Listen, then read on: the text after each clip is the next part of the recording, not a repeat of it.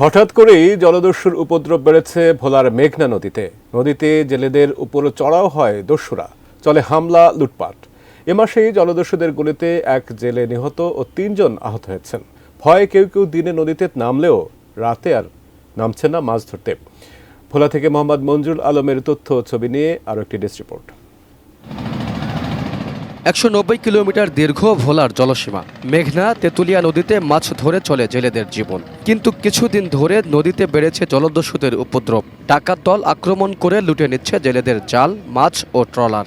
কখনো জিম্মি করে আদায় করা হয় মুক্তিপণ। গত ১ ফেব্রুয়ারি মেঘনা নদীর ইলিশা ভাঙতির খাল পয়েন্টে জলদস্যুর গুলিতে হাসান নামে এক জেলে মারা যান। এ ঘটনায় আহত হন আরও ৩ জন। রাত্রে নদীতে যাইলে জাল সাগর দায়িত্ব ধৈর্যা রেফিডায় মারধর করে, মানুষ মাইরালায় গুলি করে। আমাদের তো একটা পরিবার আছে, ফ্যামিলি আছে, তো আমরা কিসের উপর নির্ভর করে আমরা এই সাগরে এসে জাল পাবো? আমাদের কোনো জীবনের কোনো সিকিউরিটি নাই।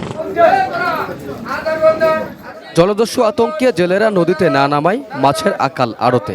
জলদস্যুর প্রভাব বেড়ে যাওয়ার কারণে নদীতে তারা যায় না। অ্যান্টিব্যাকটেরিয়াল অ্যাডিটিভ যুক্ত সেরা ওয়াটার ট্যাঙ্ক বিশুদ্ধ পানিতে ব্যাকটেরিয়া জন্মাতে দেয় না। শুধু দিনে দিনে এক জমা যায়, এজন্য আমাদের ঘাটও মাছ একটু কম আসে, আমাদের বেচাকিনাও কম, মানে সব দিক দিয়ে আমাদের প্রভাব পড়ছে। দস্যু দমনে পুলিশ, কোস্টগার্ড ও নৌবাহিনী যৌথভাবে কাজ করছে বলে জানান পুলিশের এ কর্মকর্তা। নদী পথটা আমরা নিরাপদ রাখার সর্বোচ্চ চেষ্টা করি। জেলা পুলিশ যেমন এখানে কাজ করে, এর পাশাপাশি এখানে নৌ পুলিশ, কোস্টগার্ড, এখন যেহেতু আমাদের আরও নেভিও কাজ করতেছে আমাদের ভোলাতে, তো ওনারাও আমাদের সাথে সবাই মিলে কাজ করতেছে এবং আমরা সর্বোচ্চ আমাদের সামর্থ্যের মধ্যে থেকে সর্বোচ্চ করার চেষ্টা করছি। মৎস্য বিভাগের হিসেবে গত ৩ বছরে ঝড়, জলোচ্ছ্বাস, প্রাকৃতিক দুর্যোগ ও ডাকাতের হামলায় নিহত হয়েছে ৮১ জন, যাদের মধ্যে এখনও নিখোঁজ ১৭ জন। Raihan Munshi, desk report, ATN news.